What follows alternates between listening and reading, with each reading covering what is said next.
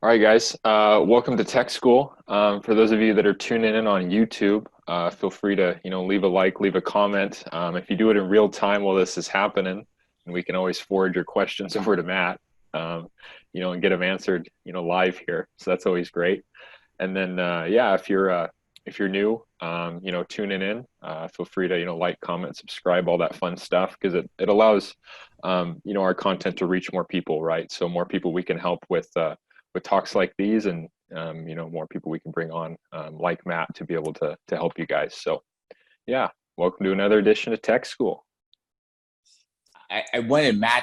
I thought this is a perfect time for Matt to kind of speak a little bit. And one, you could talk more about SCF to Accelerator too, as I kick it off. But Matt's like the director of SCF Technology Incubator and Accelerator. It's a new program about converting disruptive ideas. We could talk more about that, right? And Bible business models to facilitate growth for early stage startups. It's in Florida, right, Matt? Yep, Sarasota. Sarasota. Yeah. Matt has this really interesting background. I think if I say your kind of trajectory is really interesting because it went through naval and being a retired commander, having that kind of leadership one. So we've always had you speak about leadership, which has always been great to all of our cohorts. But you also created some unique startup and unique accelerators. I think Technical Launch was the one that we kind of connected with, dealing with veterans. And I love that. We like helping veterans. We like helping out different groups that have these kind of superpowers. So thanks for all your service. And first of all, and it's 4th of July, even Larry, thank you for all your service too. But just thank you for always just being supportive of all the startups. But I'll let you add anything else, Matt, before you start. And I have a few questions from the startups. Yeah. Thanks, Curling. It's great to be here. Thanks for the invite. It's kind of like coming back home. Larry, I know. Rick Rogers, I know. Steve, you. So again, thanks for bringing me back. Oh, and Joanna, right? Is Joanna here? I see her name. So it's, again, like coming back home. I think you did it on the bio. Thanks. I'm building a new incubator accelerator program here at State College of Florida. In the Sarasota area. It's actually Bradenton, but Sarasota, everybody knows. So I got the great opportunity to build a program from scratch. So we'll help the entrepreneurs and build up the community and see if we can't build a couple of companies in the process. So thanks again for having me. I know you're a runner, and you were like one of the first runners I knew had the Apple Watch technology. You had the AirPods. He's like, Curly, you gotta get the AirPods. You always been solid on the technology and stuff like that. But I this morning I was actually doing a little run, right? And I did a little walk. And I was thinking about, okay, maybe we can use that analogy too, because sometimes with startups, I know you're helping incubate, but sometimes people are kind of like in this sprint mode with startups. What do you think about that? Is it sprint versus marathon? But what do you think about how people should get into the game, or what their mentality should be like when they're creating a startup? So our core values here in this program are going to be preparation and adaptation.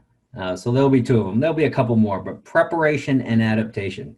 So as you think about startup and accelerating and the sprint, but building your startup, right? It's how much preparation can you put into it? And that preparation is going to help you adapt, because as you build and as you're running and as you're accelerating your startup, things are going to get thrown at you all the time. You're going to have to zig, you're going to have to zag. There are going to be so many unexpected challenges. And so that preparation is going to help you adapt to all those challenges, right? Curling and I and Larry and Joanna, we all know startups that were not able to adapt, right? Because there's no way a startup will end or at least be successful the way it started. It doesn't work that way. There are too many unknowns. So that preparation and that adaptation. And I think that also helps you go fast, right? If you talk about a sprint and you talk about how fast you can move your startup, again, the more preparation you put in, whether that's personal preparation or or market preparation, or just understanding your customers, all that preparation is going to let you move faster, and then it's going to allow you to do that adaptation when it's required. Now, I know we were working with in some ways early stage groups, because in our cohort was really early stage. We haven't actually kind of launched yet. There's some that actually kind of launched yet offhand. I always feel like there's certain things that, what would you tell little Matt who's starting something? You know, what advice would you give him initially? Well, as I mentioned to both of the startups here, right, you got to be able to understand the difference between solving a problem and then searching for a problem, right? And that really kind of goes in how you talk about yourself, or how you talk about whether you're going to do maybe a venture startup, or if you're going to just start a small lifestyle business. Start with some of the basics. And the first place you got to start is making sure that you're solving a problem. And you're solving a problem that people are going to pay you to help solve. And again, I think that crosses over really any type of business, heck, even a nonprofit, right? If you want to think about opening a nonprofit, make sure that you've got a problem that you're solving, and not a great idea and then going to hunt in search of a problem to solve. I know you've seen startups that are probably had a solution and then searching for customers, right? We've both seen that, and it gets really difficult at that time. But there's probably a few different ways to find these problems. Is there some suggestions you would talk a little Matt on how to search for some of these problems? Right. Well, again, I think as I was talking to the two startups, Sunny has probably the best way to do it. It was through her experience. So she was relating earlier how she was working with a number of I forget the I forget the name, but architects. Landscape architects. Right. So Sunny was saying she was working with a bunch of landscape architects, and they all had this one problem. Right. So she experienced the problem. She understood the problem. And then she said, OK, there is a problem. Let's see if we can figure out how to solve it. So that personal experience, of course, it's not the only way. You'll meet a lot of people who don't know anything about the problem, but they're able to figure out how to solve a problem. But if you want to start and you're just starting in entrepreneurship, use your own experience and say, why is it always work that way? It's always a problem. It never works. Let's see if we can fix that problem that I understand through my own experience. Yeah, that's good. I want to remind everyone who's on Zoom now, you can use a chat, or you can unmute yourself if you want to ask Matt a question. I have some questions from some of the startups ahead of time, Matt. I'm actually just a couple more incubator questions, okay. Right? What's one way they can kind of stand out in some ways to get into an incubator? Like, there's a lot of incubators out there in Y Combinator, and even the chances that get in the incubator is pretty slim on certain ones. Like, I think it's right. Easier to get into MIT than to get into Y Combinator or something like that, right? It's just like that. So what's ones that can stand out? What's things that you might look for offhand for yours? Well, so as I mentioned earlier, preparation, right? Okay. Doing the work, right? And that's that skill of doing the work will serve an entrepreneur throughout their entire life, but throughout the entire business. So doing the work. So as you go and think about whether you want to do an incubator, you can find out a lot, right? The internet has just changed the world, and if you're not using that effectively, I would say that you're not preparing effectively. So figure out the other companies that have gone through. You can usually find out all the companies that have been through, so you get an idea. Find out what the focus of the incubator. Most incubators, take Techstars for example. Techstars has dozens and dozens of different focused incubators. So start there, make sure that you know what the focus of that incubator is, and then find out all the other companies that have been through it. Do the homework and see what kind of, how early stage they were, kind of what type of, if they had 2 or 1 founders. A lot of incubators will say they want 2 co-founders. So all that homework to at least make sure that you're not starting from behind everybody else. And then do that preparation, do kind of understand who you're pitching to, or who's going to be reading that application. There is no surefire way to do it unless you can say, yeah, I've already have $20,000 in revenue, or something like that. So there is no surefire way, but all that preparation is key. And I can almost guarantee you that people who prepare and understand who they're talking to and understand the pitch they're making are going to do a lot better and have much more success in getting into that incubator. That's great. Doing that homework. Another question I think I've been getting offhand when I point at people is that there's going to be this equity stake, right? I mean, even for Y Combinator, it's like 7% for certain ones. I don't know if you guys are doing that, but they were saying, asking me, is that worth it? Right? Equity stake, right? So someone taking some ownership, and you can explain more what that looks like for you, but just in general.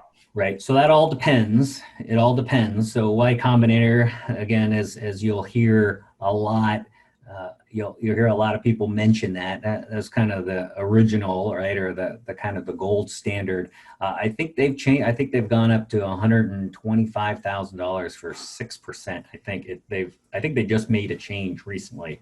Okay. But to go through the Y Combinator original program, they would give you $100K or $125K for 6 to 7% of your company. And for a long time, that was kind of the standard because there were only a handful of incubators. Techstars, or at least the original one, had numbers similar to that. But over time, as incubators have kind of exploded across the country and across the world, all those have changed, or at least there are infinite ways to run an incubator. So my incubator here at State College of Florida will not have any equity stake because it's a state college, and a state college wouldn't know what to do with an equity stake of a startup. So there'll be any type of different combination of equity. I would say though that probably a majority now of incubators are free both on equity, and that means they won't give you any money either. You're really going for the mentors, you're going for any type of curriculum and the connections, and to be in a cohort of other entrepreneurs. So at one end, Y Combinator, $125,000 for 6 or 7%. On the other end, an incubator that there is no monetary or equity stake. And you're really there for what the program offers. Got it. This next question is just on fundraising. I think you probably have a really good answer on this offhand. It's probably going to start with the word depends. But when it comes to fundraising, this kind of equity versus debt too, because other people are looking at other things like lighter capital is kind of revenue-based one. Right, what's your take on equity versus taking on debt early on as an early startup? It all depends. I think most people in the position of advising, and I think Curling, I think we've talked about this before, but ideally you would never give up any debt in your company, right? You're going to be working a company. If you do have a problem that needs to be solved, in a perfect world, you're never going to give up debt. You're going to bootstrap your company to get a product to market. And then you're going to, again, in a perfect world, find product market fit. That means that people want your product because it solves a problem and they're willing to pay for it. So in a perfect world, you never give up any debt. If you do need to give up, an equity stake or in your company, or take on debt, then you're going to do what you have to do, right? So a lot of that will depend on what type of company you're building. If you're building a company that's going to have revenue, not profit, but revenue immediately because you're selling a service and you're able to get it to market relatively quickly, then you're going to be much more likely to be able to go to a bank or some type of other service and take on debt and not have to give up equity. If you're a technology heavy company, or if you're a company that's going to have to pay a lot to get to market, then you will most likely have to give up debt to get to market, because that's the only way you're going to get the capital. You're going to have to give up equity to get to market, because that's the only way you're going to get the money to build out your company. So again, it all depends on what type of company you have, and then where you're going to start seeing that revenue, and or how long it's going to take you to build your product so that you can start getting some revenue. Does that make sense to everybody? You usually give a couple of examples of like certain companies that usually get debt and certain companies get equity. Right. That was helpful.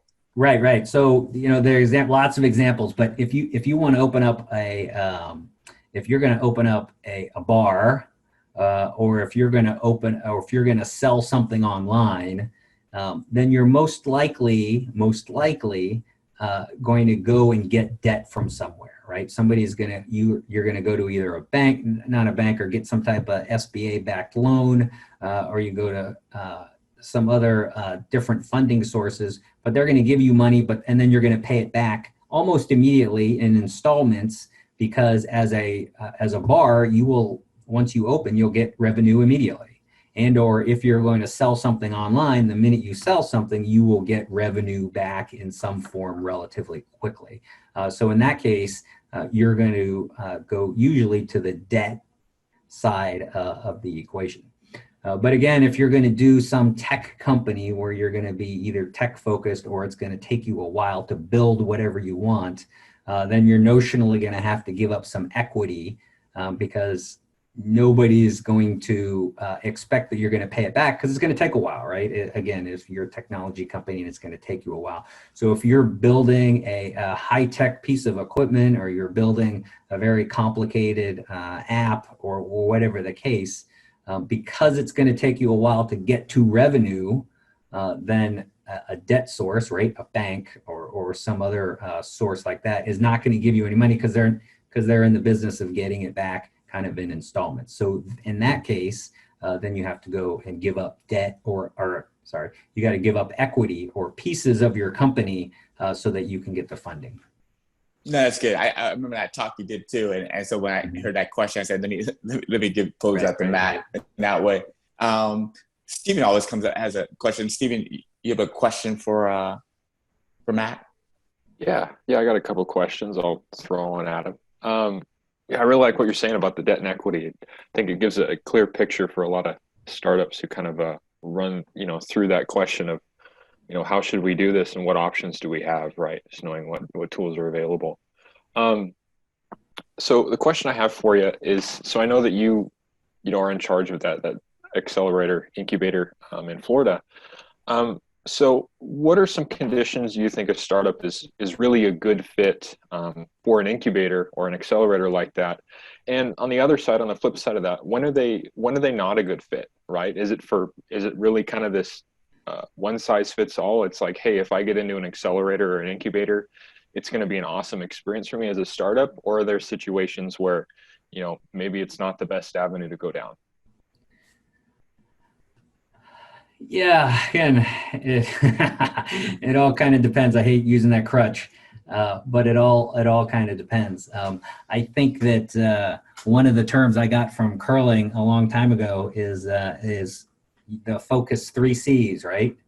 And I'm going to steal curling's your 3 C's, right? But so as a startup founder, right? Do you have the capability to do whatever you want to do, right? To build that company, right? Do you have the commitment to do it? Because it's hard. And then most important, if you're going to go into any type of incubator or accelerator for that matter, but an incubator, are you coachable, right? So, and that takes a lot of kind of self-reflection and that kind of understanding who you are. But and there are a lot of people who think they're coachable who aren't, or who just know they're not coachable, right? And who know that they know what business they want, they know how they're going to do it, and no matter what anybody says, they're going to do it that way, right? So as you think about yourself as an entrepreneur, right? how much coaching are you open to do? And if you're open to the coaching, then right, an accelerator, especially a free one, or an incubator, especially a free one, is a great avenue for assistance, right? If you're coachable. So Larry, Steve, Rick, Curling, we've all met entrepreneurs who were not coachable, right? They just were not coachable.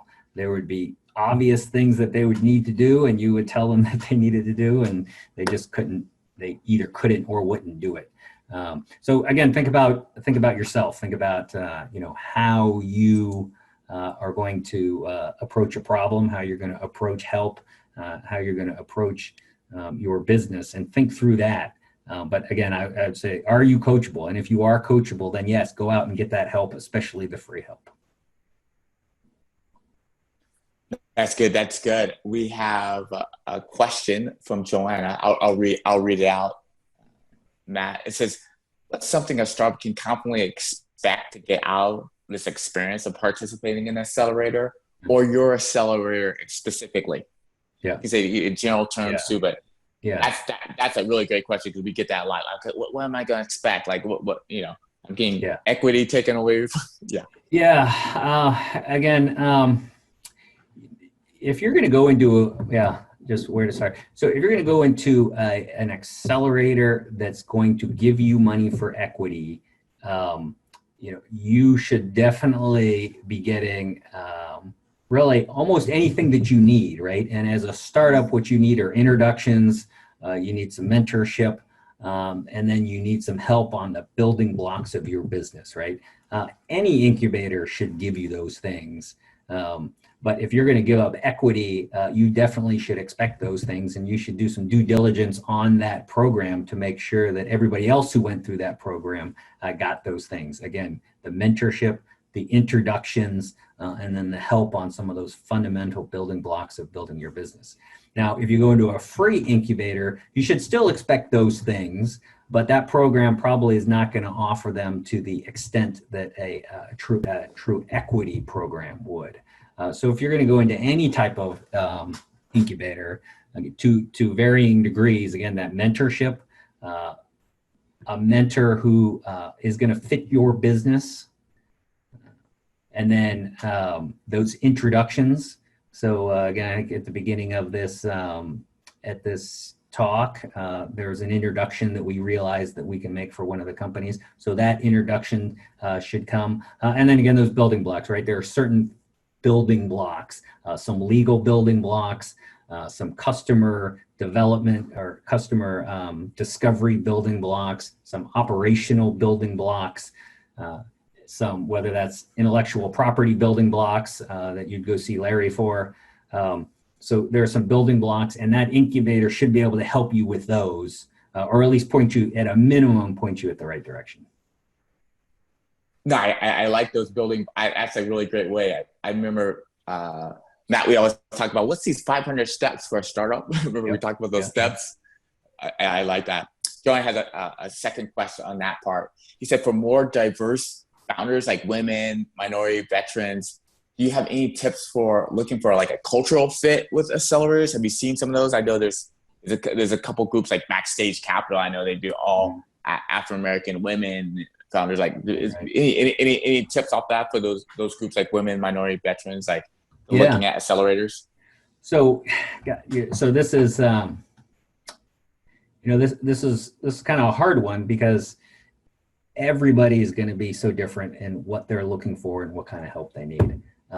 What we will be doing in our program here in kind of Central Florida is really trying to make sure that the people we have talking to companies reflect the companies that come in, right?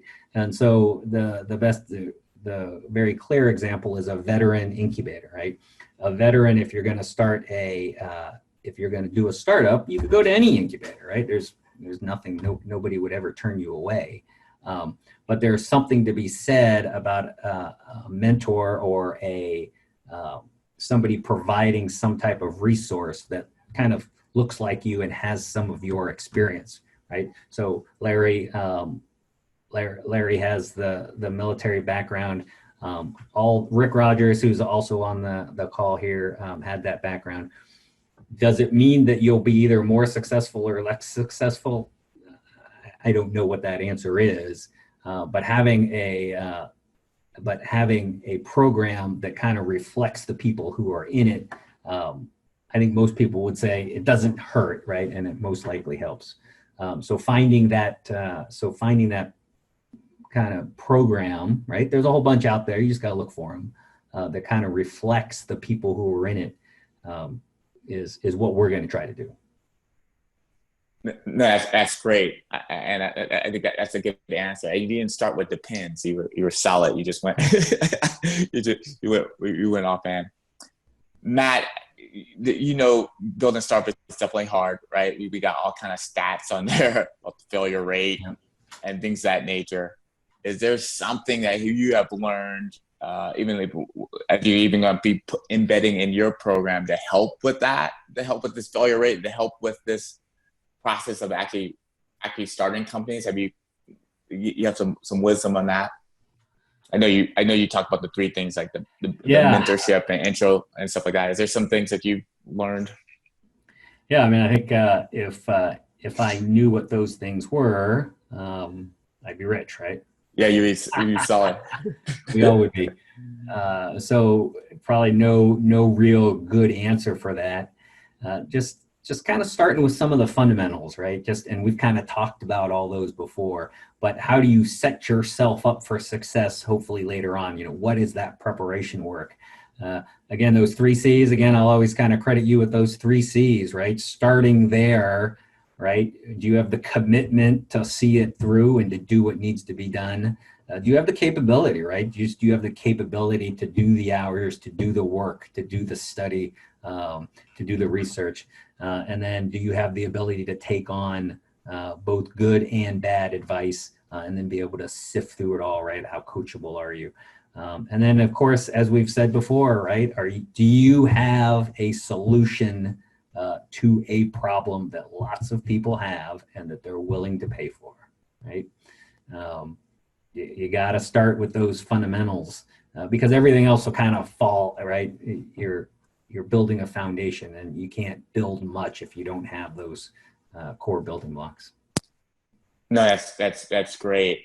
I was thinking offhand because you write a lot, Matt, and you always are kind of these editorial pieces too. You wrote a piece, and I felt like if you can get kind of synopsis of it about some of the superpowers, the pros and cons, being a veteran, starting things. I think that was really telling. And then we'll put a link to that that paper that you wrote. I think it was helpful, but can you give a little insight on that? Right. So the piece basically says there are 3 kind of advantages that veterans have to being entrepreneurs, and then there are 3 challenges that they're going to have.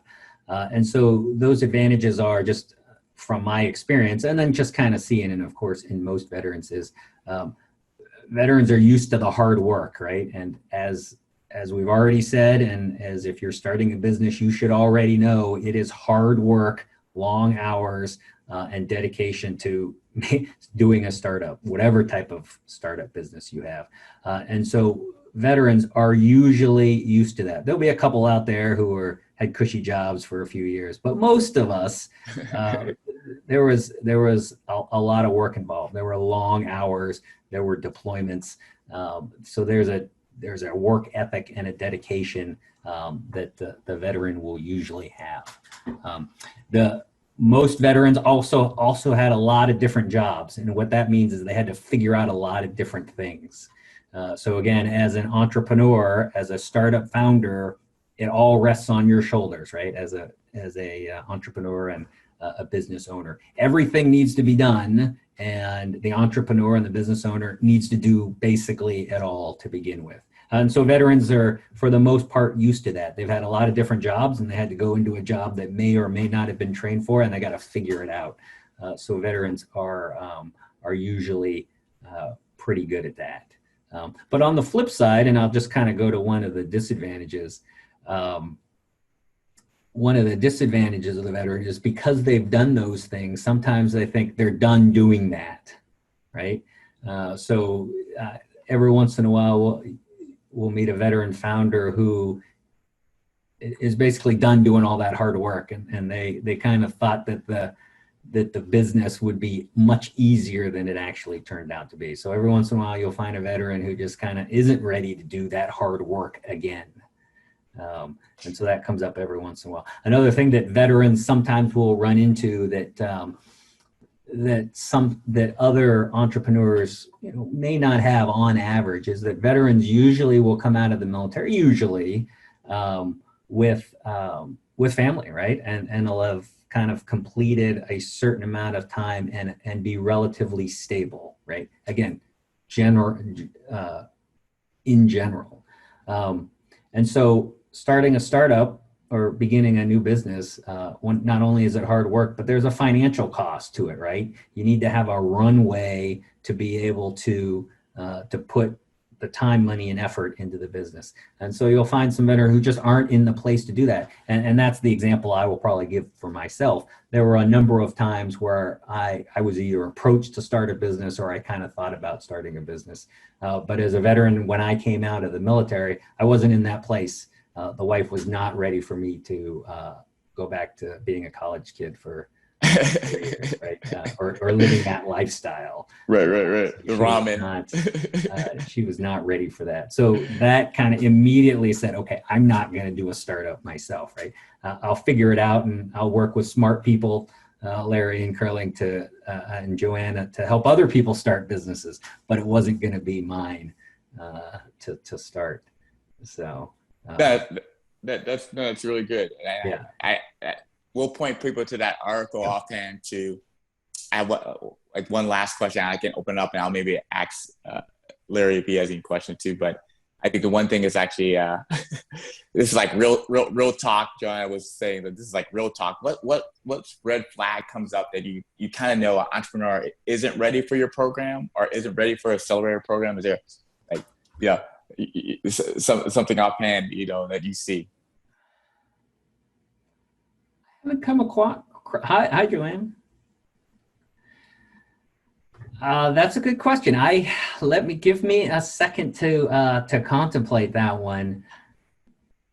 I think we saw them. You know what? The ability to kind of dedicate the time. So I think even in our program down in San Diego, there were a couple of the entrepreneurs who started the program and who just weren't. I think we saw immediately they just didn't have either the personal capacity at that time or the financial capacity at that time to really dedicate to their startup, right?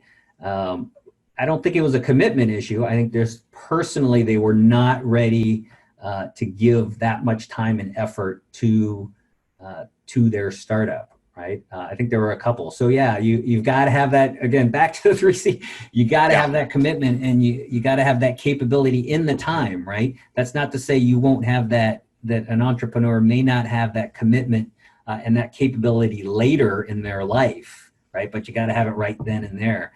And again, I think we've probably met a couple of entrepreneurs who just didn't have that commitment at that time, right? No, that's good. John, do you have anything? I just have a follow-on sort of question about that. So I think in those situations, sometimes people can work maybe more slowly or more independently on their planning and their preparation activities. And I just wonder, like, if you see that somebody's been sort of slowly plugging away on something for a while, do you sort of view that as negative or do you think that's okay? No,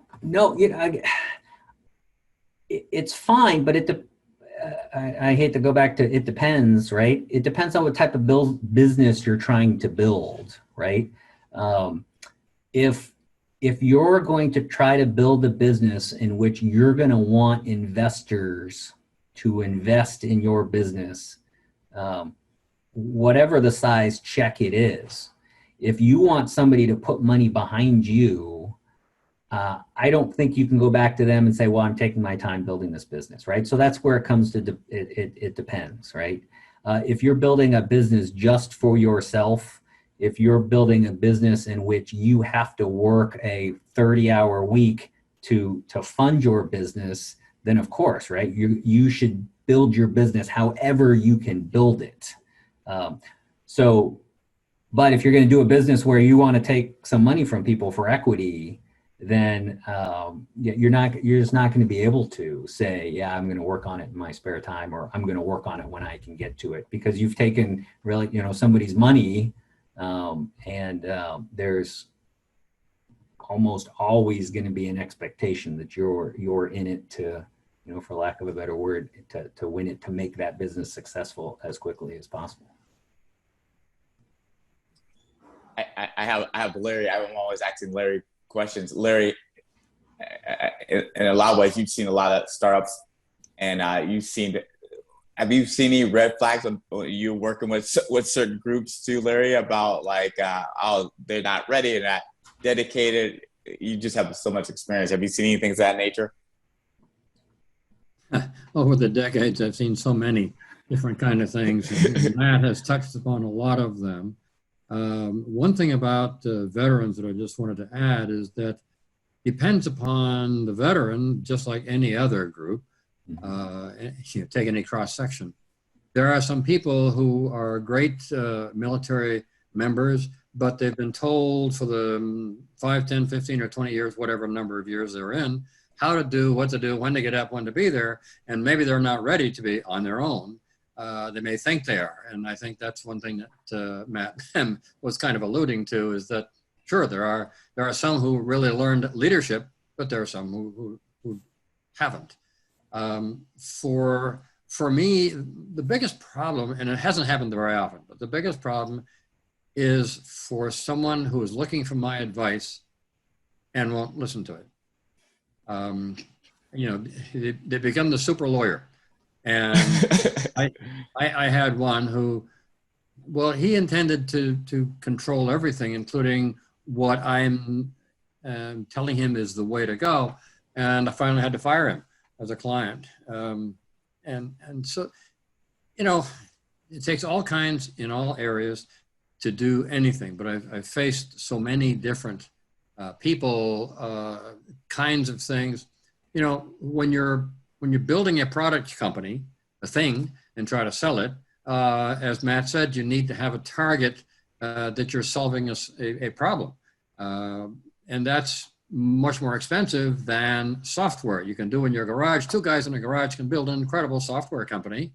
And the amount of money involved is, a computer or 2 and a printer or 2 and stuff like that. So you get really bright people, but the problem is that they may not know how to run a business. And I faced that way early in my career. We had clients who started a really good business and they went on, but the problem is that the senior technology person happened to be the president of the company, and the board of directors had no way in the world of telling him to step aside.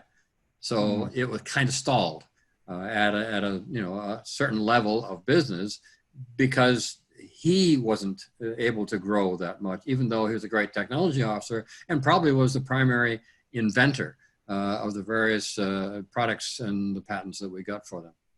So it has really been a lot of fun over a long time, and I can identify with just about everything that Matt was saying. I've never, people have to be teachable, and some are not. And in Matt's position, the idea is how quickly can you recognize that a person is not teachable and get them out of the program. And that's really extremely important. Maybe as important as anything for somebody who wants to start in an incubator. Are they willing to listen to the mentors? Are they, or do they think they know most of it?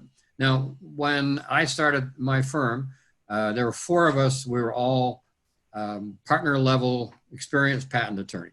So we knew the product, what we were doing. We just hadn't worked it before.